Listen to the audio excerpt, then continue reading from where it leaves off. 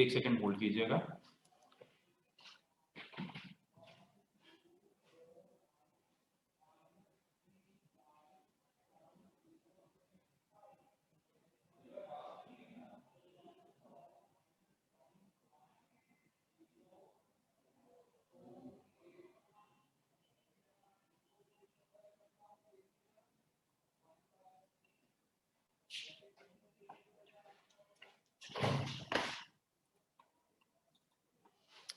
Ji dear students, we were discussing logical deductions yesterday. Unit number 3, logical deductions.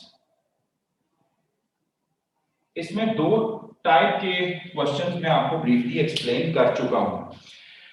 The one which is related to classification जिसमें table बनता है और one related to the order वाले questions. ठीक है, तो hang on, मैंने कुछ क्वेश्चंस कल करने के लिए दिए थे. आई होप सो कि आप लोगों ने एटलीस्ट ट्राई तो किया होगा. अलीना क्वेश्चन है. जी अस्सलाम वालेकुम सर. वालेकुम सर मैंने क्वेश्चन किए थे, सारे हो गए थे, लेकिन 29 का आंसर नहीं आ रहा मेरा सही. उसकी समझ ही नहीं आ रही. वो करवा दें. चलें, वो जब आखिर में जब मैं वो करवाऊंगा तो मैं फिर उसको भी साथ में रिलेट कर लूंगा. अभी हम जो क्वेश्चंस हमारे रह गए थे पहले हम वो स्टार्ट करते हैं. ठीक है अलीना, मैं वो भी करवा दूंगा. ठीक है, डोंट यू वरी. अच्छा जी, हमने क्वेश्चंस 15 भी कर लिया था, 16, 17, 18 मैंने कहा था खुद करें, 19 भी मैंने कहा था खुद करें और 20 भी कहा था खुद करें. तो क्वेश्चन नंबर 21 से आज स्टार्ट करते हैं जो कि लीनियर अरेंजमेंट के क्वेश्चंस हैं. इनको हम कहते हैं लीनियर सीटिंग अरेंजमेंट्स. इसमें हमने अरेंजमेंट बनाना होगा. तो ये लीनियर सीटिंग अरेंजमेंट के क्वेश्चंस हैं जो कि स्टार्ट हो रहे हैं क्वेश्चन नंबर 21 से. वो कहता है A, P, R, X, S and Z are sitting in a row. S and Z are in the center and A and P are at the ends. R is sitting on the left of A, then who is sitting on the right of P? Then again ये सारी information दी हुई है, दो lines के अंदर दी हुई है और वो इन द एंड हमसे क्वेश्चन पूछ रहा है. हमें बताया क्या हुआ है, A, P, R, X, S and Z are sitting in a row. तो रो में ये 6 लोग बैठ रहे हैं, 1 2 3 4 5 6, 1 2 3 4 5 6, जिसमें वो कह रहा है S and Z are in the center. तो S और Z सेंटर में होंगे. S और Z सेंटर में इस तरीके से भी हो सकते हैं. मैं दूसरा अरेंजमेंट बनाता हूं, पॉसिबिलिटी, दैट इज Z और S करके भी तो हो सकते हैं. SZ like this way और SZ like this way. There are two possibilities. और फिर in the same way वो मुझे क्या कह रहा था, and A and P are at the ends. और A और P क्या है, ends पे हैं. अब देखें यहाँ पे दो मजीद पॉसिबिलिटीज बन सकती हैं कि फर्स्ट कर लें ये SZ है और इसी तरीके से एक और पॉसिबिलिटी ये ZS. मुझे पता है मैं यहाँ पे रेपिटेशन कर रहा हूं, लेकिन मजीद इसको जरा गौर से देखिएगा. अब मैं A और P एडजस्ट करने जा रहा हूं. अब A और P उसने कहा है एंड्स के ऊपर है, तो A और P एंड पे ऐसे आ सकते हैं या फिर P A करके आ सकते हैं. इन द सेम वे SZ में AP हो गया है, तो SZ के लिए अब क्या होगा, PA होगा. और ZS में PA हो चुका है, तो ZS में अब A और P रह गया है. तो आप लोग देख रहे होंगे कि ये मैंने 4 पॉसिबिलिटीज आपको समझाने के लिए बनाई हैं, जो कि सिर्फ किस पे बेस कर रही थी, उसने दो इंफॉर्मेशन मुझे दी कि S और Z क्या है, सेंटर के अंदर है. तो S और Z आइदर इस तरीके से सेंटर में हो सकती हैं या ZS करके हो सकती हैं. फिर इन द सेम वे हमारे पास A और P एट द एंड्स हैं, तो A और P एट द एंड्स ऐसे आ सकते हैं या P A करके आ सकते हैं. अब अगर A P के साथ एट द एंड्स इस तरीके से आ रहे हैं तो SZ सेंटर में है और फिर ZS के लिए मैंने PA कर दिया. फिर इसी तरीके से एस बी के लिए फिर मैंने पी ए कर दिया, यानी ए बी की दूसरी possibility that is P A. फिर जी एस के लिए यानी इसके हिसाब से देखूं तो पी ए कर चुका हूं, तो अब ए बी करना बाकी था। अब वो मजीद मुझे कह रहा है, यानी हमने डिडक्शंस के अंदर ईच एंड एवरी पॉसिबिलिटी को ढूंढना होता है और उसको लिखना होता है, तो क्वेश्चन कहीं से भी पूछा जा सकता है। अब वो आगे मजीद इंफॉर्मेशन दे रहा है, R is sitting on the left of A. R जो है वो लेफ्ट है, किस से लेफ्ट पे है, ए से लेफ्ट पे है। तो मुझे खुद बताएं कि आर अगर लेफ्ट ऑफ ए है तो इसको मैं साइड पे पहले बना के दिखाता हूं। उसने ये इंफॉर्मेशन दी कि आर लेफ्ट पे है, किस से लेफ्ट पे है, ए से लेफ्ट पे है। तो यहां से देखें ए से लेफ्ट पे क्या है, आर है, मुझे ऐसा अरेंजमेंट देखना है। अब ये जो मैंने पहली पॉसिबिलिटी बनाई थी इसको तो स्ट्रेट अवे डिलीट कर दूंगा, क्यों, क्योंकि ए से लेफ्ट साइड पे आर आना है तो यहां पे तो कोई जगह ही नहीं है, तो इसको मैंने क्या कर दिया, डिलीट कर दिया। इन द सेम वे ये जो लास्ट वाली बनी हुई थी that is the fourth possibility, ए जो है ए से लेफ्ट के ऊपर आर नहीं आ सकता क्योंकि कोई जगह ही बाकी नहीं है, तो ये पॉसिबिलिटी भी डिलीट हो जाती है। I am only left with 2 and 3, ये पॉसिबिलिटीज है मेरे पास। अब इन दोनों पे आर कहां पे आ सकता है, लेफ्ट ऑफ ए आ सकता है, तो दोनों पे मैंने आर क्या कर दिया, लेफ्ट ऑफ ए कर दिया। इन द सेम वे अब वो मेरे पास रिमेनिंग जो मेंबर बचता है वो क्या आ जाएगा, एक्स आ जाएगा। अगर आप इंफॉर्मेशन देखें तो उसके अंदर एक्स उसने दिया हुआ है, तो यहां पे मैंने P X S Z S R A करके एक पैटर्न बन सकता है, एक अरेंजमेंट बन सकता है, और एक P X S V R A करके पैटर्न बन सकता है। तो अब अगर मैं क्वेश्चन का आंसर करूं तो then who is sitting on the right of P, तो पी के राइट के ऊपर हर हाल में कौन आएगा, जो एक रिमेनिंग पर्सन रह जाता है वो ही आएगा। ये आप लोगों को मैं थोड़ा ज्यादा डिटेल में पढ़ा देता हूं। ज्यादा डिटेल में पढ़ाने का ये मकसद होता है मेरा कि मैं ईच एंड एवरी पॉसिबिलिटी आपके जो जहन में आ रही है वो यहाँ पे मैं लिख डालूं, ताकि आप क्वेश्चंस के अंदर फिर बार बार वो ना पूछें, ठीक है। आई होप सो ये क्लियर होगा। तो राइट आंसर इसका चार्ली एक्स हो जाएगा दोनों ही केसेस में, right of P that is x. Question number next की तरफ मूव करते हैं, दैट इज क्वेश्चन नंबर 22। तो question number 22 says in a march past 7 persons are standing in a row. एक मार्च पास है और उसके अंदर 7 पर्सन्स रो में स्टैंड कर रहे हैं। सुमैया क्वेश्चन है सर, ये जो आपने पॉसिबिलिटीज बनाई है सर, ये नहीं समझ आई, ये बता दें सर। मतलब सोल्व जैसे किया वो समझ आ गया, पॉसिबिलिटी नहीं समझ आई। अच्छा मैं बता देता हूँ, एहसान क्वेश्चन है, एहसान क्वेश्चन पूछो। सर ये जो इसका तो हमें पता चल गया कि एक्स आ रहा है, लेकिन अगर वो हमसे ये क्वेश्चन पूछ रहा था कि एक्स के राइट साइड पे कौन है, फिर हम जी लगाते या एस लगाते। एक्स के राइट साइड पे कौन है, तो एक्स के राइट साइड पे फिर S G, that will totally depend on the choices, ठीक है। अब वो चॉइसेस के अंदर या तो जी देगा या एस देगा, ठीक है। अगर दोनों दे देता है फिर बोथ की ऑप्शन भी बताएगा, ठीक है। अब उसने पूछा नहीं हुआ तो हम इतना बॉदर भी नहीं करेंगे, तो वो अपनी तरफ से कोई रबिश क्वेश्चन नहीं पूछेगा कि वो दोनों ही दे देगा। तो पॉसिबिलिटीज के अंदर उसको भी बेहतर पता होगा कि पॉसिबिलिटीज में जी भी हो सकता है और एस भी हो सकता है, तो वो या तो जी देगा या फिर एस देगा, यानी किसी एक ऑप्शन में। सही, thank you sir. Sumaiya question ये था बच्चे कि A P R X S and G are sitting in a row. ये तमाम पर्सन रो में बैठे हुए हैं, S and G are in the centre, जिसमें एस और जी क्या है, सेंटर में है। अब सेंटर में मेरे पास दो ही पोजीशन बचती हैं, एक थर्ड है और एक फोर्थ है, तभी ये सेंटर में होंगे ना। तो एस और जी को सेंटर में लाने के लिए मैंने यहाँ पे पॉसिबिलिटीज जनरेट की कि एस और जी सेंटर में आ सकते हैं, एस जी करके आ सकते हैं, या फिर जी और एस भी तो करके आ सकते हैं। दूसरी पॉसिबिलिटी ये भी तो हो सकती है। अब जिस तरह उसने ऑर्डर दे दिया है एस सी, सिर्फ उसी के ऊपर नहीं चलूंगा, कुछ डिडक्शंस भी करता रहूंगा साथ साथ। तो एस सी किया और फिर जी एस कर दिया। इन द सेम वे यहां पे अब मेरे पास मजीद दो पॉसिबिलिटीज किस तरह बनी है, क्योंकि वो दूसरी इंफॉर्मेशन पे रिलाई कर रही थी।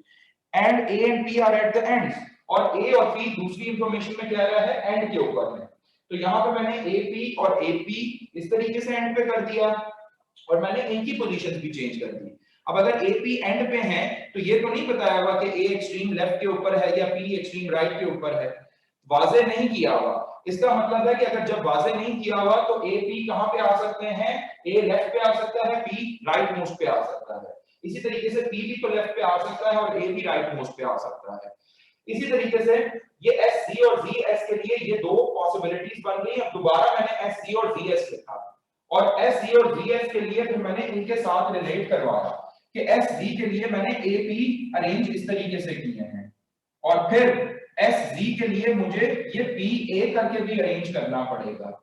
फिर इसी तरीके से जी एस के लिए मैंने ये पी ए करके अरेंज किए हैं, तो जी एस के लिए मुझे ए और पी करके भी अरेंज करना पड़ेगा। दैट इज हाउ ये चार पॉसिबिलिटीज बनी है। फिर अगली उसकी इंफॉर्मेशन के तहत जो ए के राइट के ऊपर है, ए के लेफ्ट के ऊपर जो है वो आर है, तो वो पहली पॉसिबिलिटी और चौथी पॉसिबिलिटी में हो ही नहीं सकता, पॉसिबल ही नहीं है, क्योंकि ए के मैंने किधर जाना है, लेफ्ट पे जाना है, तो वो आर आएगा, तो यहाँ पे तो कोई जगह ही नहीं है, इस वजह से इन दोनों को डिलीट कर दिया। आई होप सो सुमैया ये क्लियर होगा। Question number 22, in a march past 7 persons are standing in a row. अब 7 persons आ गए हैं, 1 2 3 4 5 6 7। अरेंजमेंट बनाना है इन 7 persons का। Q is standing left to R। अब ये बारी बारी जो चीजें वो मुझे बता रहा है मैं यहाँ पे मेंशन करूंगा। Q is standing left to R, यानी R से Q किस पोजीशन पे है, लेफ्ट पोजीशन पे है। फिर वो फर्दर कह रहा है बट राइट टू P। अब ये Q जो है यही क्या है, P के राइट पर है। मैं एरो भी बनाता जा रहा हूं ताकि और क्लियर हो जाए। इंफॉर्मेशन थी Q standing left to R, left to R, R के लेफ्ट पे Q है और फिर ये Q राइट है, किसके, P के राइट पे है। O is standing right to N। अब यहाँ पे मजीद बता रहा है कि O किधर है, राइट टू N है, तो राइट टू N यहां से बनेगा तो N यहां पे आ जाएगा। इन द सेम वे मजीद फर्दर बता रहा है एंड लेफ्ट टू P। अब ये जो O है ये क्या है, ये P के लेफ्ट पे है, तो मैंने एक अरेंजमेंट PQR बना लिया और एक NOP बना लिया। फिर वो कह रहा है similarly S is standing right to R। S जो है वो R से क्या है, राइट पोजीशन के ऊपर है। और फिर इन द सेम वे आखिरी इंफॉर्मेशन में कह रहा है and left to T as well, यानी ये S जो है ये लेफ्ट साइड पे है, किसकी लेफ्ट साइड पे है, T की लेफ्ट साइड पे है। तो बेसिकली मेरे पास क्या हो गया, ये तीन इंफॉर्मेशंस मेरे पास गैदर हैं, 1 2 और ये 3। अब इन तीनों को मैंने इस तरीके से जॉइंट कोलैबोरेट करके इनको मिला के यहाँ पे कहीं ना कहीं अरेंज करना है। अब उसका क्वेश्चन क्या है, find out who is standing in the middle. अब हमने ये फाइंड आउट करना है कि कौन मिडल के अंदर है। तो सपोजिंगली मैं सबसे पहले क्या करता हूं, P Q R जो दिया हुआ था इनको यहाँ पे प्लेस करने की कोशिश करता हूं। तो P Q R मैंने प्लेस कर दिया, R की लेफ्ट साइड पे Q है और P की राइट साइड पे क्या है, Q है। ये उसने दिया हुआ था, ये मैंने इनकॉर्पोरेट कर दिया। अब NOP को इनकॉर्पोरेट करना है, तो अब अगर NOP को इनकॉर्पोरेट करूंगा तो N यहाँ पे आ जाएगा और O यहाँ पे आ जाएगा। तो ये भी मैंने बीच में अरेंज कर दिया। RSP को अरेंज करना है, R यहाँ पे है तो S और T यहाँ पे आ जाएगा। अब PQR मेरे पास इसी सूरत में ही अरेंज हो सकते हैं और इसकी पॉसिबिलिटी नहीं है कि मैं इसको RQP करके अरेंज कर लूं, RQP करके अरेंज कर लूं, क्योंकि वो मेरा राइट लेफ्ट का ऑर्डर क्या हो जाएगा, वो डिस्टर्ब हो जाएगा। तो इन द एंड वो पूछ क्या रहा था, find out who is standing in the middle. तो ऑब्वियस है कि who is standing in the middle, that is the person Q, तो वही क्या हो जाएगा, राइट आंसर भी हो जाएगा। आई होप सो ये भी क्लियर होगा। क्वेश्चन नंबर 23 पे चलते हैं। अब ये इस तरह के क्वेश्चन आ रहे हैं, इनके साथ साथ एक एक क्वेश्चन ही पूछ रहा है, अटैच कर रहा है। वो कह रहा है in the Olympic games the flag of 6 nations were flown on the mast in the following way. अब ये क्वेश्चन आप लोग ट्राई करें, मैंने आपको ये बता दिया है, पढ़ा दिया है, अब ये आप लोग ट्राई करें। क्वेश्चन नंबर 23 और मुझे इसका राइट आंसर चाहिए। मोहम्मद अहमद क्वेश्चन है। जी सर, मैंने बताना था कि ये 22 में वैसे भी एक अल्फाबेटिकल ऑर्डर भी चल रहा है, NOPQRST। हाँ, तो उसके तहत भी बता सकते हैं, लेकिन हमने लेफ्ट राइट का जो उसकी इंफॉर्मेशन दी हुई है उसकी भी तो रिस्पेक्ट करनी है ना। जी सर, बिल्कुल ठीक हो गया।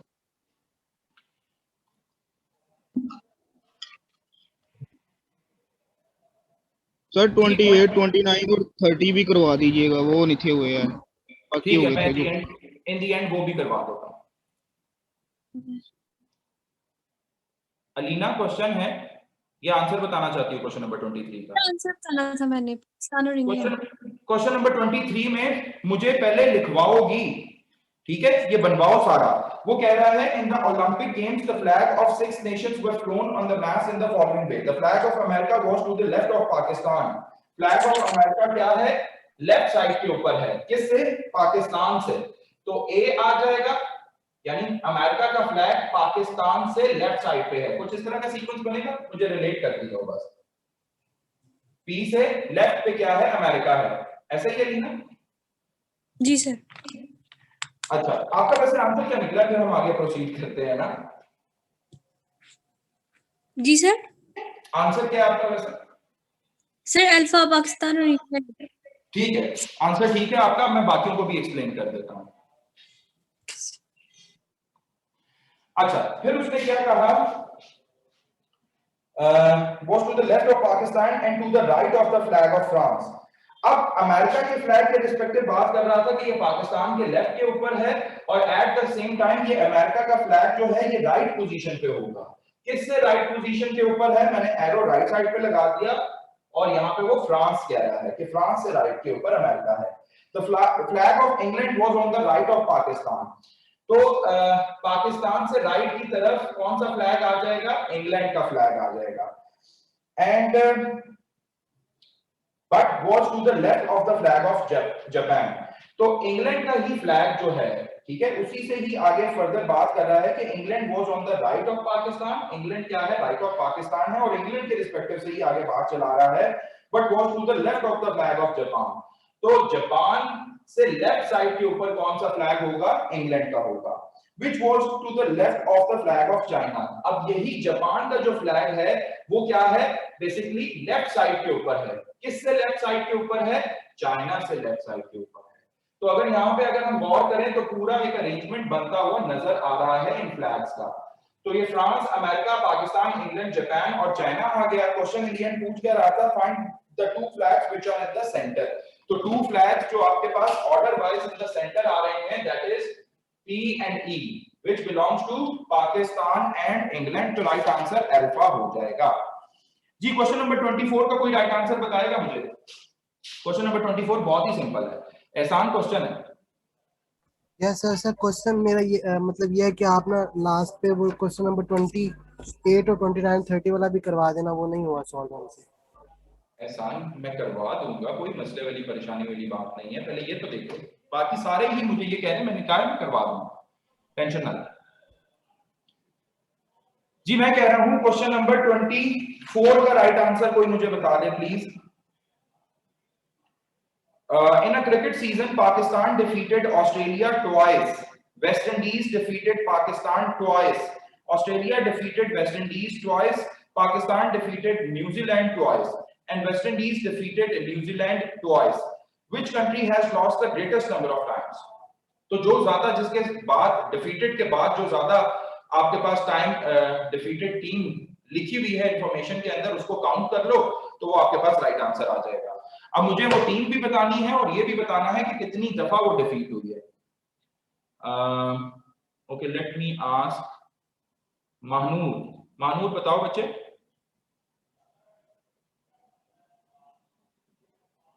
मानूर, अच्छा, महपारा अकबर, आप बताएं। Sir, the answer is C, because New Zealand lost twice, first to Pakistan and then to West Indies. So how many times in total he defeats? Twice. Twice to Pakistan, twice to West Indies. In total, it's say 4 then. All together 4 times basically, ठीक है? Yeah. तो सबसे ज्यादा यही था, तो right answer would be New Zealand, Charlie हो जाएगा। Is that clear to all of you? I think so, ये क्लियर है। अब हम कुछ मजीद क्वेश्चंस की तरफ मूव करते हैं जो कि दूसरे टाइप के क्वेश्चंस हैं। अब इसके बाद हमारा जो है वो 4 डेज का गैप आ जाता है, तो मैं आपके एंड पे भी कुछ काम छोड़कर जाना चाहता हूं। अब जो नेक्स्ट हमारे पास जो क्वेश्चन स्टार्ट हो रहे हैं, that is basically related to blood relations, ठीक है? अब ये ब्लड रिलेशंस भी बड़े इंपॉर्टेंट हैं। हमने जो क्वेश्चंस देखे हैं वो हमने क्लासिफिकेशन के क्वेश्चंस देखे हैं, हमने ऑर्डर वाइज क्वेश्चन देखे हैं जिसमें एज का और हाइट का कंपैरिजन चल रहा होता था। फिर उसके बाद हमने अरेंजमेंट के क्वेश्चंस देखे हैं, लेफ्ट राइट करना सीखा। अब हम डिडक्शंस के अंदर पांचवी टाइप के अंदर जा रहे हैं, that is basically blood relations. Blood relations के बाद हम डायरेक्शन सेंस भी पढ़ेंगे, तो पहले ब्लड रिलेशंस को समझ लो।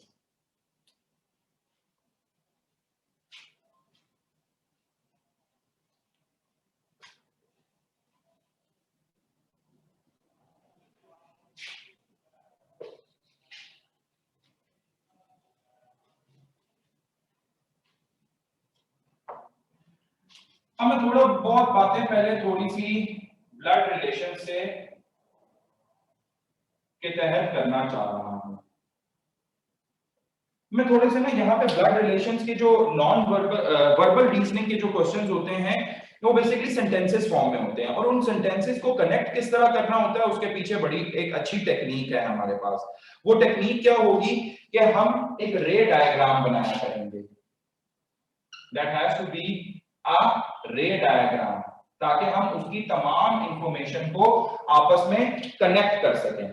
अब रे डायग्राम को समझाने के लिए मैं थोड़ा बहुत एक पूरा एक ट्री डायग्राम बनाने जा रहा हूं, जिसमें थोड़ा सा आपको अंडरस्टैंड करना पड़ेगा कि रिलेशंस किस तरीके से फॉर्म होते हैं। तो let it be a boy. अब ये बात याद रहे कि जब कभी भी हम मेल को एड्रेस करेंगे तो मेल को मैं एक स्क्वायर बॉक्स से शो करूंगा। अब ये ट्री डायग्राम से क्या होगा, एक सिंबॉलिक रिप्रेजेंटेशन भी तमाम रिश्तों की आपको समझ आती जाएगी। लाइकवाइज मैं यहाँ पे ये ट्री डायग्राम सभी यहाँ पे बनाते जाएं। मैं एक बॉय को रिप्रेजेंट कर रहा हूं विच इज अ मेल, तो मेल को मैं एक स्क्वायर बॉक्स से शो करूंगा। जब कभी भी ब्लड रिलेशंस के क्वेश्चन आएंगे तो मैंने मेल को एड्रेस करना होगा तो उसके ऊपर बॉक्स बना दिया करूंगा। अब वो मेल कोई भी पर्सन होगा जो भी वो अल्फाबेट्स यूज कर रहा होगा, उसके अंदर नो अल्फाबेट लिख दूंगा। And consider there is a girl, ठीक हो गया। तो गर्ल इज अ फीमेल और उसको मैं शो करूंगा किससे, by drawing a circle over here. अब ये दोनों इनके दरमियान एक लाइन लगा रहा हूं।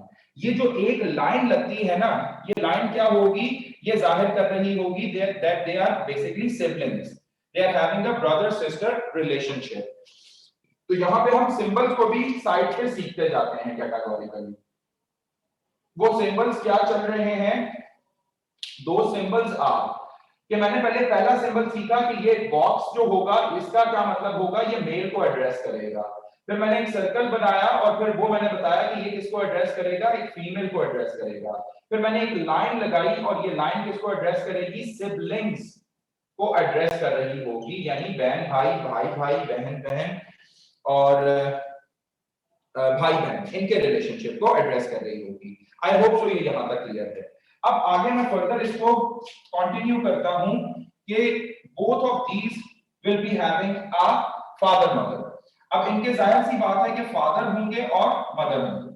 फॉर एग्जांपल यहाँ पे मदर है और यहाँ पे क्या है, फादर आ जाते हैं, ठीक है। अब फादर मदर के लिए ये बॉय और गर्ल क्या होंगे, उनके चिल्ड्रन होंगे, ठीक है। और बॉय और गर्ल के लिए उनके फादर मदर क्या कहलाए जाएंगे, पेरेंट्स कहलाए जाएंगे। अब डेफिनेटली यहाँ पे एक और बात भी तय है कि ये फादर के भी आगे से फादर और मदर होंगे। सिमिलरली मदर के भी आगे से फादर और मदर होगी, ठीक हो गया। अब यहां पे थोड़ा सा अंडरस्टैंड करने की जरूरत है।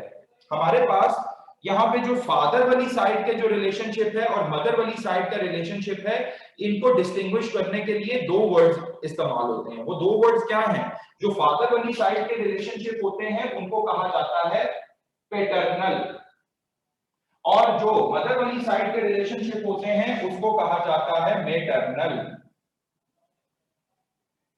ठीक हो गया। अब थोड़े से रिलेशनशिप को और क्लियर करते हैं कि फॉर एग्जांपल मैं यहाँ पे कहता हूं कि ये बॉय का फादर है और बॉय के लिए ये जो फादर का फादर होगा वो बॉय के लिए क्या लगेगा, बेसिकली उसका ग्रैंडफादर होगा। इन द सेम वे अगर मैं गर्ल के रिस्पेक्टिव से देखूं तो गर्ल की जो मदर है और मदर की जो मदर है वो गर्ल की क्या लगेगी, ग्रैंड मदर लगेगी। ठीक है, तो यहाँ पे हमें ये भी पता होना चाहिए कि ये दोनों अभी बॉय और गर्ल किस पोजीशन के ऊपर हैं, they are basically at the zero generation. इनकी जनरेशन वाइज भी हमें पता होना चाहिए। तो बॉय और गर्ल क्या है, ये एट द जीरो जनरेशन है। तो यहां पे मैंने जीरो जनरेशन लिख दिया। अब उससे एक जनरेशन ऊपर की तरफ जाएंगे, ठीक है, तो जनरेशन जब अप की तरफ जाना होता है तो फिर हम एरोज लगाते हैं। तो फादर मदर क्या हो जाएंगे, they are basically at the first generation, और फिर फादर मदर के आगे पेरेंट्स जो होंगे वो बेसिकली सेकंड जनरेशन कंसीडर होते हैं। तो ये जनरेशन वाइज भी आप लोगों को पता होना चाहिए। अब यहाँ पे कुछ और मजीद बातें ये पता होनी चाहिए कि सिमिलरली ये मैंने बॉय के रिस्पेक्टिव से देखा कि ये रिलेशन क्या होगा, बॉय के लिए ये रिलेशनशिप क्या है, ग्रैंडफादर का, ये क्या है, ग्रैंड मदर का। सिमिलरली बॉय से अगर इधर जाना चाहें तो वो भी इसी तरह होगा। गर्ल के रिस्पेक्टिव से देखें तो गर्ल के लिए ये फादर क्या होगा, ग्रैंडफादर होगा, और गर्ल के लिए ये मदर क्या होंगी, ग्रैंड मदर होंगी। और अगर इसी से ऊपर अगर थर्ड जनरेशन पे अगर जाना चाहें तो वो फिर ग्रेट ग्रैंड मदर और ग्रेट ग्रैंडफादर हो जाएंगे। लेकिन इसको एड्रेस करने के लिए हम क्या करते हैं कि बॉयज वाली साइड से अगर बॉय और गर्ल है तो मदर वाली साइड पे अगर हमने एड्रेस करना है इस रिलेशन को तो हम कहेंगे मैटरनल ग्रैंडफादर, और अगर हमने इस रिलेशन को एड्रेस करना है तो हम कहेंगे पैटर्नल ग्रैंडफादर कहेंगे। सिमिलरली मदर के लिए मैटरनल ग्रैंडमदर, और मदर इस साइड की मदर के लिए पैटर्नल ग्रैंडमदर हो जाएगी। ये बॉय के रिस्पेक्टिव से अगर हम देख रहे थे तो ये रिलेशन बन रहे थे। और अगर फादर के रिस्पेक्टिव से देखें कि फादर बॉय, तो वो इसका क्या लगेगा, बेसिकली ये बॉय क्या होगा, फादर के रिस्पेक्टिव से अगर मैं देख रहा हूं तो वो ग्रैंड सन होगा।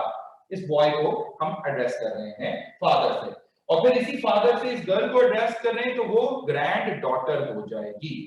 आई होप सो ये पॉइंट्स क्लियर होंगे। हम आगे मजीद कुछ रिलेशनशिप्स को एड्रेस करते हैं। फॉर एग्जांपल ये फादर की एक क्या है, सिस्टर है, ठीक है। तो फादर डेफिनेटली वो जो मैंने रिलेशन बताए हैं वहां पे उस लिहाज से आप इनको बॉक्स बना सकते हैं। मैं यहाँ पे सिर्फ ये बताना चाह रहा हूँ कि फादर की कोई सिस्टर है और फॉर एग्जांपल फादर का आगे से कोई ब्रदर भी है, ठीक है। और ब्रदर के लिए अगर मैं देखूं तो ब्रदर के आगे चाइल्ड भी हैं, फॉर एग्जांपल एक बेटी है और फॉर एग्जांपल एक क्या है, एक बेटा है। अब यहाँ पे थोड़ा सा ये बात देखने की जरूरत है कि अगर फादर की सिस्टर है और ब्रदर है, ठीक है, तो सिस्टर और ब्रदर का रिलेशनशिप कैसे शो करना था, बेसिकली एक लाइन से शो करना था, ठीक है। तो एक लाइन लगा दें या फिर प्लस कर दूं तो वो दोनों एक ही मतलब है, ठीक है। लेकिन अगर सिंबॉलिक समझा रहा हूं तो ठीक है, लाइन लगा दो। तो यहाँ पे सिस्टर और ब्रदर आ जाएंगे। अब बॉय के रिस्पेक्टिव से देखें कि बॉयज फादर सिस्टर, बॉय की क्या लगेगी, यानी बॉय अपने बाप की बहन को क्या कह के बुलाएगा, दैट वुड बी आंट, ठीक है। सिमिलरली गर्ल के रिस्पेक्टिव से भी यही होगा। और फिर अगर इस सिस्टर और ब्रदर में से ब्रदर के भी क्या है, आपके पास एक बेटी है और एक बेटा है, तो ये बेटा और जो बेटी हैं ये बेसिकली इस बॉय के क्या लगेंगे, वो कजन्स हो जाएंगे।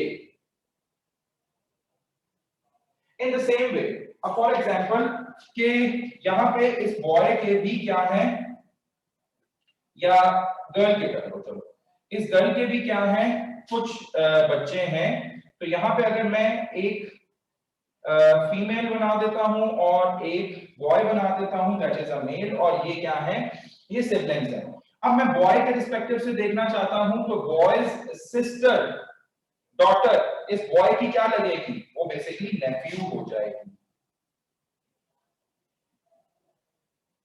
और ये क्या हो जाएगा, at the same time, sorry, ये नीस हो जाएगी और ये नेफ्यू हो जाएगा।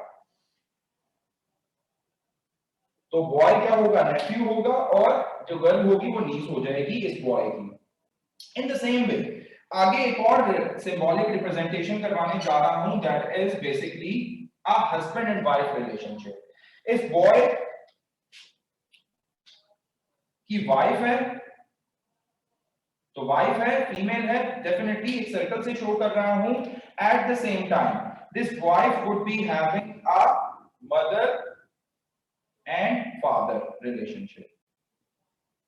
ठीक है, अब जब कभी भी दो फैमिलीज मर्ज करती हैं तो दो फैमिलीज मर्ज करने से क्या आते हैं रिलेशनशिप, इन लॉज के रिलेशनशिप आते हैं। ठीक है, तो अगर मैं इस बॉय के रिस्पेक्टिव से देखूं तो बॉयज वाइफ मदर, इस बॉय की क्या होगी, मदर इन लॉ होगी, और wife boy wife father, father in law होगा। फिर वाइफ के रिस्पेक्टिव से देखें कि वाइफ यानी जो कोई भी है, इसके हस्बैंड की मदर इसकी क्या होगी, मदर इन लॉ, और इसके हस्बैंड की फादर क्या होंगे, वो इसका फादर इन लॉ होगा। इन द सेम वे यहां पे क्या है, एक गर्ल है तो वाइफ हस्बैंड सिस्टर, इसकी वाइफ की क्या होगी, सिस्टर इन लॉ हो जाएगी। इन द सेम वे अगर इस बॉय का अगर आगे एक और भाई भी होता तो वो क्या हो जाएगा, ब्रदर इन लॉ हो जाएगा। तो ये जो मैंने थोड़ा सा एक ट्री डायग्राम बनाई है, ये आपको थोड़े बहुत रिलेशनशिप्स के बारे में समझाने का एक ब्रीफ ओवरव्यू इंट्रोडक्शन दे रहा हूं। यहाँ पे एक और बात मैं बता दूं कि जो मैंने एक और सिंबॉलिक रिप्रेजेंटेशन बताई थी, that is between husband and wife relationship, वो क्या है, ये सिंबल यूज किया है मैंने। तो हस्बैंड एंड वाइफ रिलेशनशिप इस सिंबल से यूज देखेंगे, हस्बैंड वाइफ रिलेशनशिप, तो उसके लिए सिंबल ये हो गया। अब मजीद जो हमारे पास है कुछ जनरेशंस के सिंबल आ जाते हैं। अब मैं यहाँ पे कुछ जनरेशन के सिंबल बना देता हूं ताकि आपको उससे भी रिलेट करने के लिए आसानी हो, और फिर एक क्वेश्चन करवाऊंगा और 2 क्वेश्चन घर में प्रैक्टिस के लिए दूंगा। आलिया क्वेश्चन है,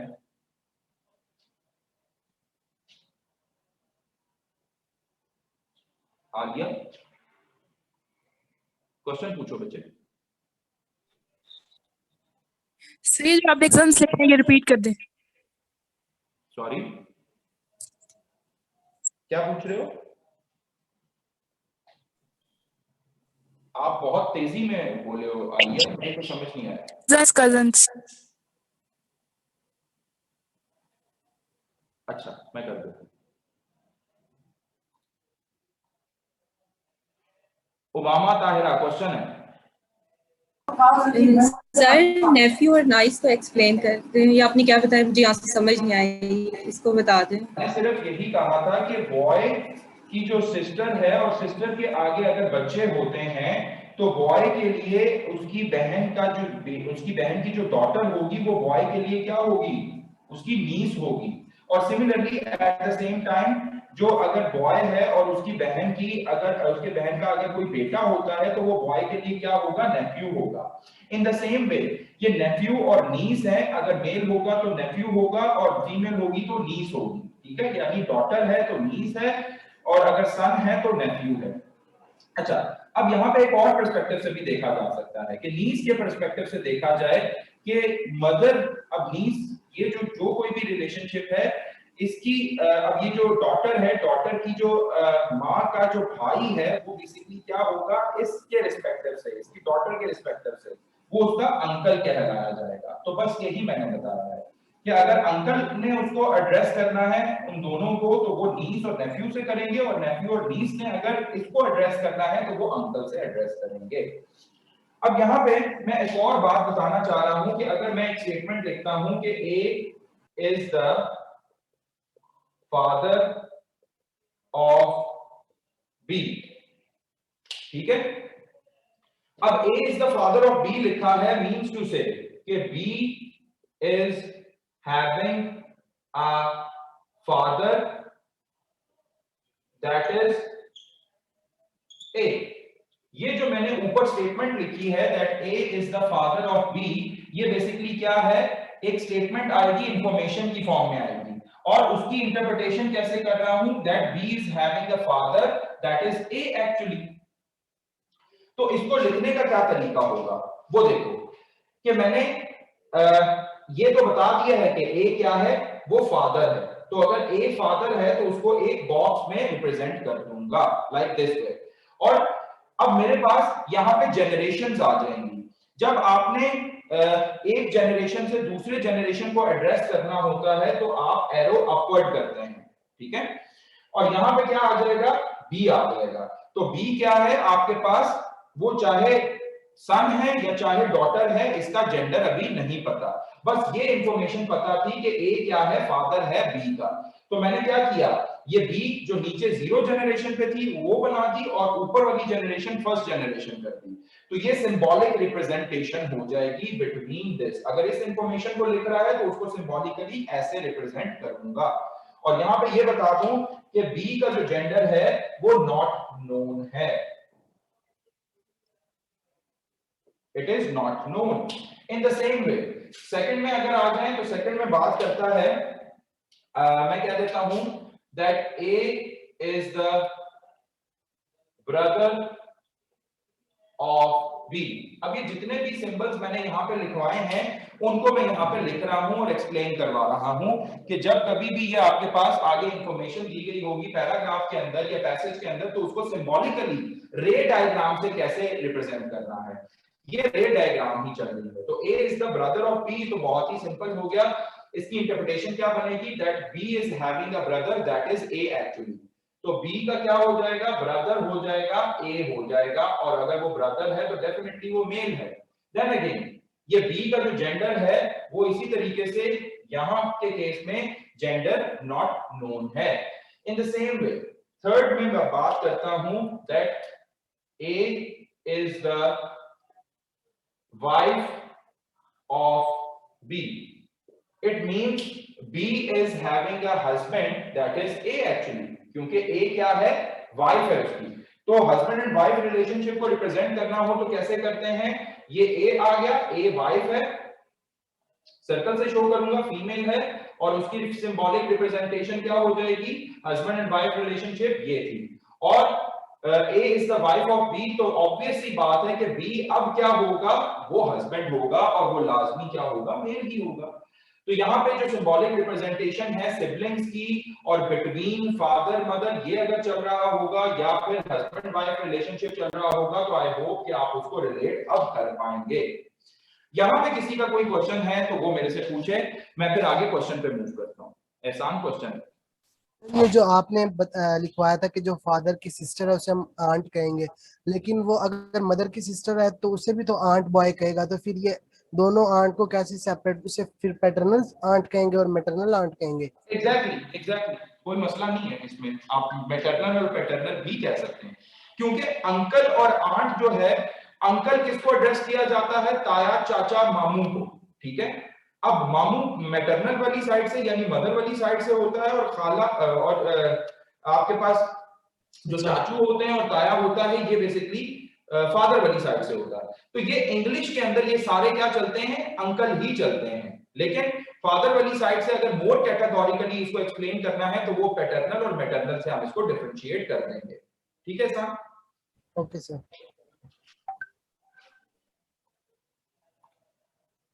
कोमल शिराजी क्वेश्चन है, मुझे क्वेश्चन नहीं करवाने देते आप लोग जी। कोमल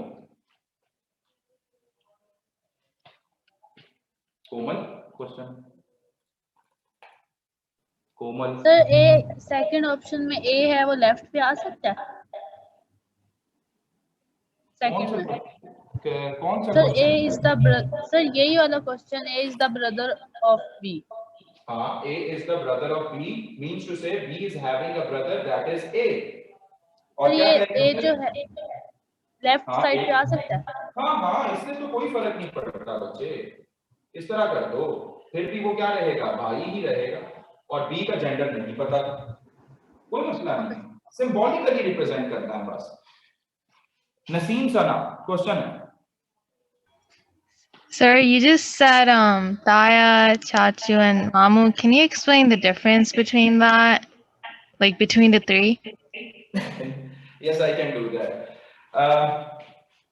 Actually, जो आपकी जो मदर है, आपकी जो मदर का जो भाई होता है ना, वो बेसिकली आपके मामू लगते हैं। और Sir, can you just translate those three into English? Yes, I can do that. From tree diagram, I can do that. You can see, supposingly you are a girl over here, ठीक है? If you are a girl, अब यहाँ से अगर हम देखेंगे तो your mother's brother is basically your mamu, ठीक है? Your mother's brother is mamu, which we used to call it in English as uncle. In the same way, your father's Uncle. sister, your father's brother, your father's younger brother will be your chachu or chacha, or your father's eldest brother will be your taya actually. So uncle can refer to all three of those? Yes, you can also say them as uncle. That's what Okay. Ehsan asked. That from the father side, if they are from the father side, so you can call it as paternal uncle. If they are from the mother side, you can call it as the maternal uncle. Or same goes with the aunts as well. Okay, thank you. You're welcome. Let's move towards the question. Now, question is also very interesting. Question number 25 और 27 खुद करने की कोशिश करना. मैं एक question करवा रहा हूं, दैट इज क्वेश्चन नंबर 26. गौर से देखिएगा. I am going to erase it, this ray diagram. अब ये रे डायग्राम से हम इस क्वेश्चन को करेंगे. अब ये सिंबल्स अगर समझ में आ गए हैं ना, तो आगे और कोई मसला ही नहीं होने वाला जी. Question number is question number 26 मैं करवा रहा हूं, और मैं घर से करने के लिए होमवर्क दे रहा हूं, that is question number 24, sorry question number 25 है और क्वेश्चन नंबर 27 है. ये अभी ही नोट कर लो, 25 एंड 27, प्लीज नोट इट. 26 मैं करवा रहा हूं, जिसके अंदर वो कह रहा है H, Q, C, L, N and F are 6 members of a family. मेरे पास मेंबर्स कौन से हैं? H, Q, ये आपको समझाने के लिए सिर्फ लिख रहा हूं. H, Q, C, L, N, Q, C, L, N and F. They are the 6 members of the family. How many members? There are 6 members. Information यहाँ पे लिख दी मैंने इस तरीके से. There are 2 married couples. तो 2 क्या है? मैरिड कपल्स हैं. अब अगर 2 मैरिड कपल्स हैं तो इट इज क्वाइट ऑब्वियस कि यहां पे आपके पास मेल कितने होंगे? वो 2 मेल्स हो जाएंगे. और फीमेल्स कितनी होंगी? ऑब्वियसली 2 फीमेल्स हो जाएंगी. ठीक है, ये डिड्यूस कर रहा हूं अब इसमें से. फिर वो कह रहा है further, there are 2 married couples among them. C is the mother of H and F. अब सी क्या है? मदर है. अब वो जो प्रीवियस मैंने सारा वो पढ़ाया है, यहाँ पे वो रिलेट कर रहा हूं कि सी क्या है? वो मदर है. अगर वो मदर है तो किससे शो की जाएगी? एक सर्कल बनाया जाएगा, because it is obviously a female. और इसी तरीके से ये मदर है तो इससे नीचे क्या होंगे? उनके चिल्ड्रन होंगे. और वो चिल्ड्रन कौन कौन से हैं? H है और F है. अब सी का तो हमें जेंडर पता चल गया कि वो मदर है. ठीक है, तो मैं सिर्फ इस इंफॉर्मेशन को, जो कि क्या थी कि सी मदर है, H और F की, वो सिर्फ मैंने ट्रांसलेट कर दी इस सिंबॉलिक रिप्रेजेंटेशन से. अब H और F का मुझे जेंडर नहीं पता था, तो मैंने उधर ही क्या कर दिया, सिर्फ इनके दरमियान में एक लाइन लगा दी जो कि किसको जाहिर करती थी? सिबलिंग्स को जाहिर करती थी. इसी तरीके से N is the father of L. अब वो कह रहा है कि N क्या है? वो फादर है. ठीक है, लेकिन ये फादर किसका है? मैंने एरो अपवर्ड कर दिया, यानी एरो अपवर्ड फर्स्ट जनरेशन है और उसके नीचे 0 जनरेशन, उसका क्या हो जाएगा? एल आ जाएगा. Either it could be a daughter or either it could be a son. हमें सिर्फ ये पता है कि एन क्या है? वो फादर है किसका? एल का. अब वो कह रहा है H is the grandson of Q. अब this is very important. H क्या है? ग्रैंडसन है. ठीक है, अब अगर H अगर ग्रैंडसन है तो हमें क्या करना पड़ेगा? H ग्रैंडसन है. यहाँ पे गौर करो, अगर ये ग्रैंडसन है तो ग्रैंडसन के लिए H को क्या कर देना होगा?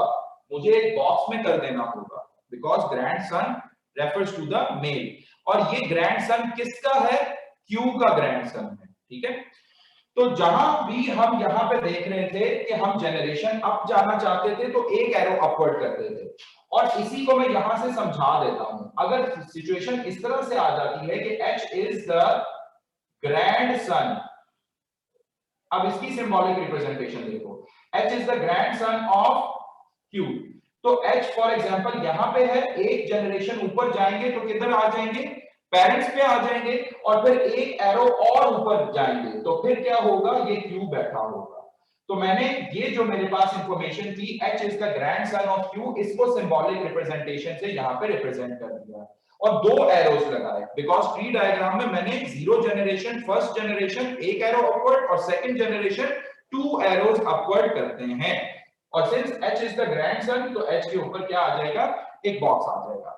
तो अब यहां पे मैंने इसके ऊपर ऑलरेडी बॉक्स कर दिया है, और ये क्या है, ग्रैंडसन है किसका, Q का। ठीक है, अब Q के बारे में नहीं पता कि Q क्या है, वो आइदर मेल है या फीमेल है। ठीक है, इन द एंड वो कह रहे हैं the total number of female members in the family is 3। अब फीमेल मेंबर्स कितने हैं, वो भी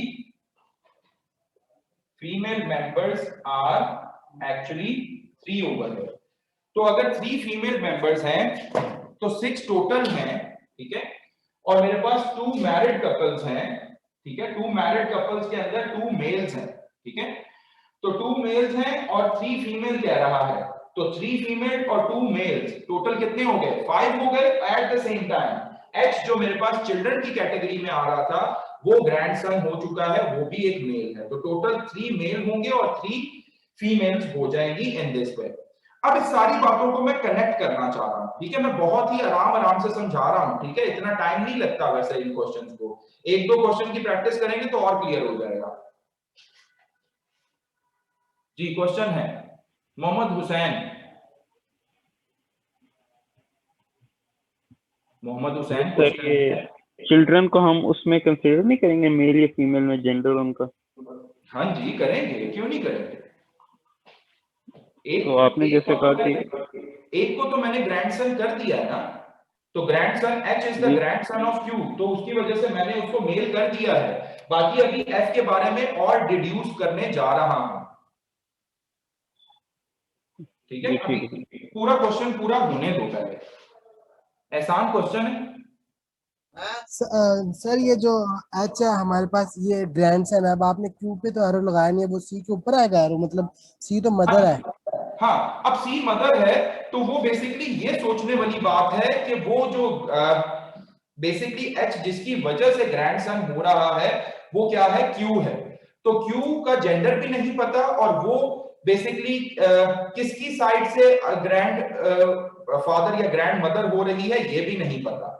ठीक है, वो मदर वाली साइड से हो रही है या फादर वाली साइड से हो रही है, क्योंकि दोनों ही क्या होंगे, ग्रैंड पेरेंट्स होंगे। अभी इसका भी अंदाजा करना अभी बाकी है, तो वो मैं करवाता हूं, सब्र करते हो। सुमैया कंदील, क्वेश्चन है। सर यही क्वेश्चन था sir, H is the grandson of Q। Sir ये मतलब डबल एरो से शो करेंगे या C से ऊपर एक एरो लगा दें, वो ऐसे शो करेंगे? H क्या आ गया, ग्रैंडसन आ गया, और C से ऊपर एक एरो और ऊपर लगाना है। लेकिन अभी हमारे पास H का फादर यहाँ पे डिसाइड नहीं हुआ, और ये भी नहीं पता कि फादर वाली साइड से ऊपर जाना है कि मदर वाली साइड से ऊपर जाना है। ठीक है, तो मैं यहाँ पे थोड़ा सा अभी रुका हुआ हूं, तो सब्र कर जाए। आई होप सो ये सारी चीजें आपने नोट कर ली होंगी। अब क्वेश्चन को सॉल्व करने जा रहा हूं, यानी इन तमाम चीजों को कनेक्ट करूंगा। ये जो इंफॉर्मेशन उसने मुझे दे दी थी, इसके अंदर एक इंफॉर्मेशन जो है मैंने अभी नहीं प्लेस की, कि मैंने Q को नहीं प्लेस किया। अब मैं यहाँ पे Q को प्लेस करने जा रहा हूं। ठीक है, अब Q को मैं किस तरीके से प्लेस करूं, अभी मैं प्लेस करूंगा। उसने मुझे अल्टीमेटली क्या बताया हुआ था कि 2 मैरिड कपल्स हैं, हर हाल में मैंने 2 मैरिड कपल्स करने हैं। अब मैं यहाँ पे अपनी पॉसिबल जो पॉसिबिलिटीज हैं वो यहाँ पे शेयर करने जा रहा हूँ, that is H over here और F ओवर हेयर। ठीक है, अब मैंने इस ये जो मेरी इंफॉर्मेशन थी कि N is the father of L, अगर मैं इसको यहाँ पे फिट करने की कोशिश करता हूं, फॉर एग्जांपल कि मैं L यहां पे कर देता हूं और उसके ऊपर क्या है, एक फादर है N। ठीक है, तो ये फादर आ गया, और ये मेरे पास हस्बैंड एंड वाइफ रिलेशनशिप रखेगा किसके साथ, C के साथ। तो उसने तो मुझे सिर्फ चिल्ड्रन बताए गए थे, H और F ही हैं, और फिर उसके साथ अगर मैं N और L को अगर यहां पे फिट करने की भी कोशिश करता हूं तो इन चिल्ड्रन के साथ ये रिलेट कर जाएगा, और फिर ये क्या हो जाएंगे, आपस में बहन भाई हो जाएंगे। और फिर ऊपर इनसे क्या है, एक Q बैठा हुआ है। ठीक है, और उसका भी जेंडर नहीं पता। अब मैंने ये यहां पे जो फिट किया है, इसकी वजह से फिट करने से क्या होगा, वो जो 2 मैरिड कपल्स हैं वो बनेगी ही नहीं, मेरे पास एक मैरिड कपल सिर्फ बनेगा। अब देखो ये पॉसिबिलिटी मैंने सिर्फ बना के दिखाई क्योंकि मैं समझाना चाह रहा था कि ये हर हाल में क्या होगी, फेल होगी। ठीक है, तो H और F ये एरो अपवर्ड और ये एरो अपवर्ड, बिकॉज ये उनकी क्या थी, मदर थी। अब ये N और L का मसला है कि इसको कहां पे प्लेस करें। अब अगर फॉर एग्जांपल जैसे ही मैं इसको प्लेस इस तरीके से करता हूं कि L यहां पे है और उससे ऊपर एक क्या है, N है फॉर एग्जांपल, ठीक है, और N क्या है, फादर है, और अब ऊपर क्या था, एक QB था, ठीक है, क्योंकि H क्या हो रहा था, ग्रैंडसन हो रहा था, किसकी वजह से, Q की वजह से। अब जाहिर सी बात है कि यहां पे जब मैं L और N को इस तरीके से प्लेस करूंगा, एक स्टेप और ऊपर की तरफ लेके जाऊंगा, जो कि मैंने पहले नीचे की तरफ करवाया तो वो वर्कआउट नहीं कर रहा था, कंडीशंस वायलेट हो रही थी, इंफॉर्मेशन वायलेट हो रही थी। जैसे ही मैंने थोड़ा सा उसको मजीद अप जाके रखा, मुझे सारे रिलेशनशिप पता चल गए कि यहाँ पे L क्या होगा, अल्टीमेटली उसका जेंडर तो नहीं बताया हुआ था, तो लाजमी वो क्या होगा, क्योंकि C मदर है और मैंने 2 मैरिड कपल्स करने हैं, तो ये लाजमी क्या होगा, L हस्बैंड होगा, किसका, C का। इन द सेम वे यहाँ पे ये N है जो कि क्या था, फादर था, किसका, L का, और N at the same time क्या है, मेल है, और he would also be having a husband and wife relationship with Q. If N is a male, so this needs to be a female over here. और हम किसकी वजह से ऊपर गए हैं, यहां इस साइड से ऊपर जा रहे हैं, तो अब यहां से हमें पता चल गया कि वो जो डबल एरो ऊपर जाने थे वो बेसिकली कहां से जाने थे, कि इससे एक एरो ऊपर जाएगा और फिर मजीद एक एरो ऊपर जाएगा, वो Q का होगा, लेकिन वो फादर वाली साइड से जाएगा। तो प्रॉपर पूरी डायग्राम की लेआउट देखें कि सब कुछ ही क्लियर हो गया है। L मेल है, हस्बैंड है किसका, C का, N मेल है, हस्बैंड है किसका, Q का, और Q क्या हो जाएगी, वाइफ हो जाएगी, जो कि अल्टीमेटली हमने डिड्यूस किया। In the end there are 3 female members, तो 3 female members, एक Q हो गई है, C हो गई है, तो लास्ट में मेरे पास एक F बच जाती है जो कि क्या होगी, अल्टीमेटली एक फीमेल ही होगी, और 3 मेरे पास मेल है, H ग्रैंडसन है, L मेरे पास क्या था, N मेरे पास क्या था, फादर था, किसका, L का, तो L को भी हमने क्या कर दिया, मेल की कैटेगरी में रख दिया। अब ये पूरी डायग्राम यहाँ पे बन चुकी है, इस पूरी डायग्राम से रिलेटेड अब जो कोई भी क्वेश्चन आएगा हम उसको इजीली रिलेट कर लेंगे। जैसे कि how is Q related to F, अब दिस इज वेरी इंपॉर्टेंट, वो क्वेश्चन क्या पूछ रहा है, Q रिलेटेड टू F किस तरह है, ठीक है, Q रिलेटेड यानी मैंने एक एरो डाला, ये एक सिंबॉलिक रिप्रेजेंटेशन है क्वेश्चन की, ये जाहिर कर रही है how is Q related to F, Q related to F किस तरह है, इसका क्या मतलब है कि Q F का क्या लगेगा, और इन अदर वर्ड्स ये F जो है ये Q को क्या कह के पुकारेगा, ठीक है, हमने ये बताना है सिर्फ। तो F जो है वो Q को क्या कह के पुकारेगी, एक्चुअली वो उसकी ग्रैंड मदर हो जाएगी, ठीक है। इसको 2 तरीके से इंटरप्रेट किया जा सकता है, वो कह रहा है Q रिलेटेड टू F, तो Q related F means Q F का क्या लगेगी, और इसी तरीके से अगर F के रिस्पेक्टिव से देखूं तो F Q को क्या कह के पुकारेगा या पुकारेगी, तो F Q को क्या कह के पुकारेगी, that has to be a grandmother, तो राइट आंसर इसका क्या हो जाएगा, बीटा ग्रैंड मदर हो जाएगा।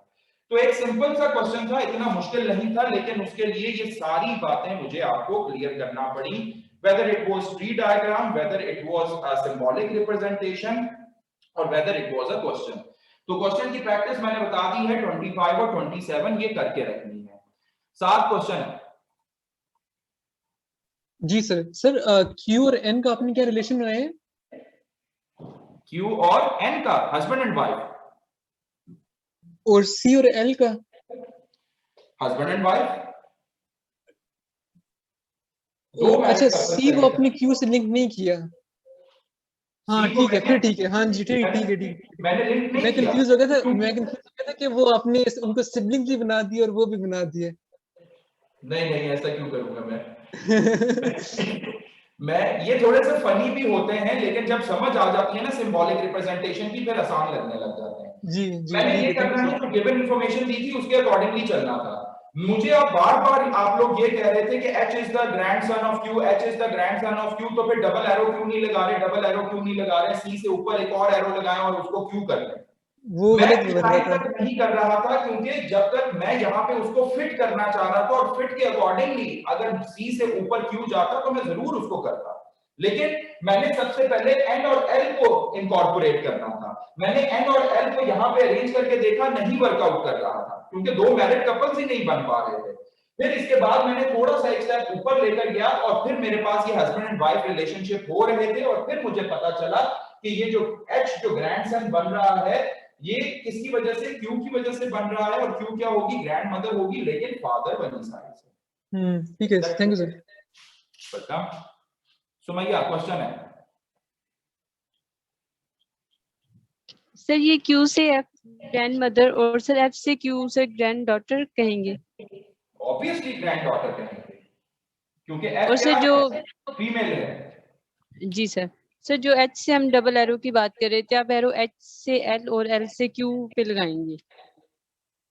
ये समझ नहीं आया मुझे क्वेश्चन। सर जो हम कह रहे थे ना डबल एरो का, H is the grand son I think, तो एच से एल और एल से क्यू ऐसे लगाएंगे हम एरो।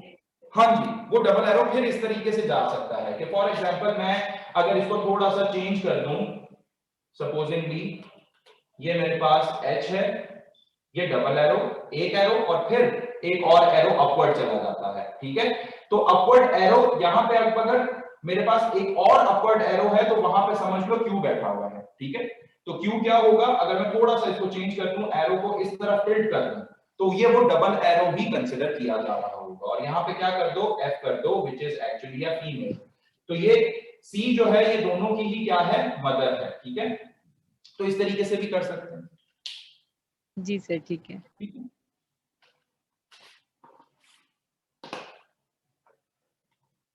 एहसान क्वेश्चन है। सर ये अब जैसे हमने इन केस में अगर हम ऑप्शंस को देखें जो हमें दिए हुए हैं, वो सिस्टर, ग्रैंड मदर, वाइफ का ऑप्शन दिया हुआ है।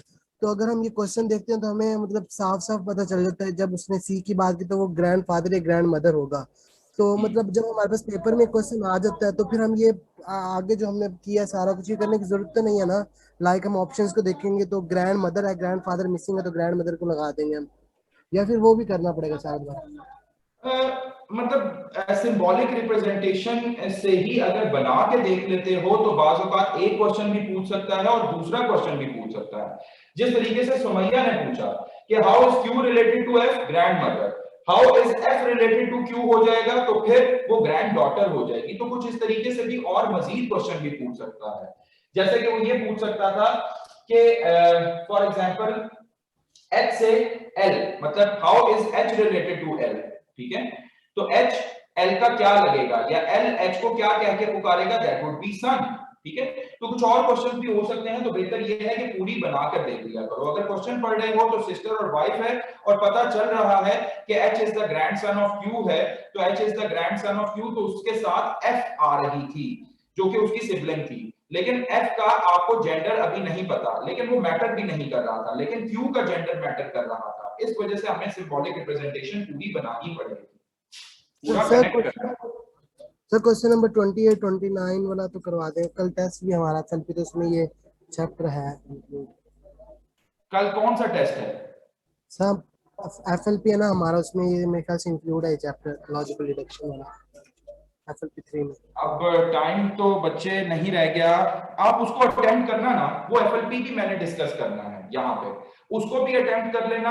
मैं ये वाला क्वेश्चन भी मैं वादा करता हूं कि मैं ये करवा रहा हूं। इसके बाद अभी डायरेक्शन सेंस रहती है, डिडक्शंस करनी है, डायरेक्शन सेंस करनी है, ये तमाम चीजें करनी है। जो आपके एफएलपी में क्वेश्चन आएंगे वो भी मैं करवा दूंगा, तो परेशान ना हो। मेरी अभी आगे क्लास है, थोड़ा सा टाइम ब्लड रिलेशंस पे लग गया है।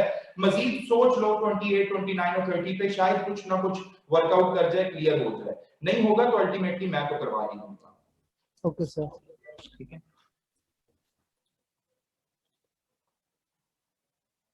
तमन्ना क्वेश्चन है, तमन्ना खानी। सर वो मैंने आपसे पूछना था कि आपने कल कहा था कि आप पूछेंगे कि किस वालों से कि लॉजिकल रीजनिंग के रिकॉर्डेड लेक्चर्स कब तक अपलोड होंगे।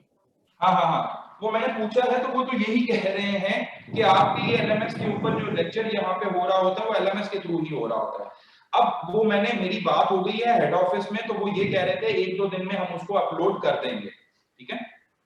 जी जी सर बस कर अच्छा रहे हैं। सही है sir, okay okay thank you sir. ये मापारा रह गई है, मापारा क्वेश्चन है, जल्दी करो।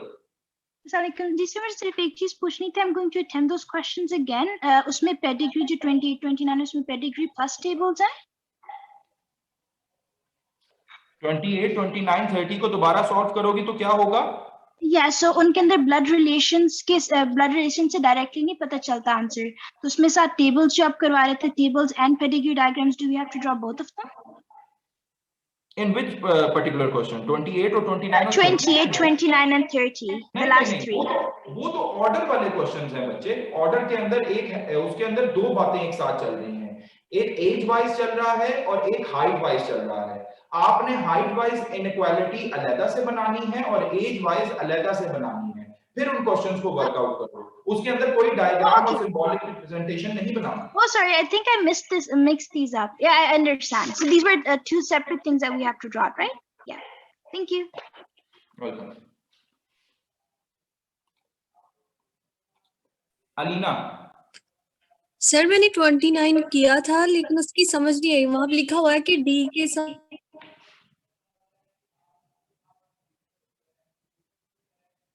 अलीना ये मैं करवा दूंगा, टेंशन ना लो, ठीक है? इधर ही है सर, कहीं जा नहीं रहे, ट्राई करते रहो, उसको हो जाएगा। हनान जुबैर क्वेश्चन है।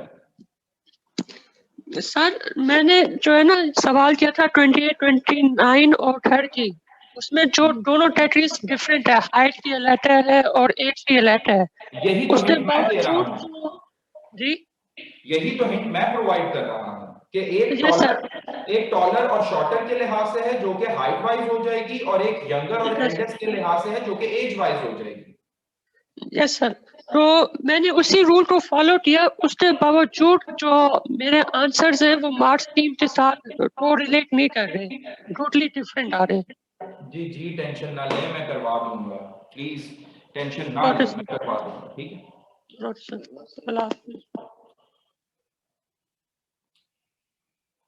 हाँ लीना। सर वो पहले कनेक्शन प्रॉब्लम हो गई थी पहले। सर मैंने 29 किया था लेकिन उसमें पेयर्स की समझ नहीं आ रही। बी ए भी हो सकता है, बी ई भी हो सकता है। हाँ बी सी भी हो सकता है, बी ए भी हो सकता है, बी ई भी हो सकता है, तो वो डिटरमिन नहीं किया जा सकता, इस वजह से नन ऑफ दीज हो जाएगा। आंसर तो बी शायद दिया हुआ है। किसका? 28 का? 29 का राइट आंसर डेल्टा नहीं है। Yes delta, none of these is the right answer. Okay sir.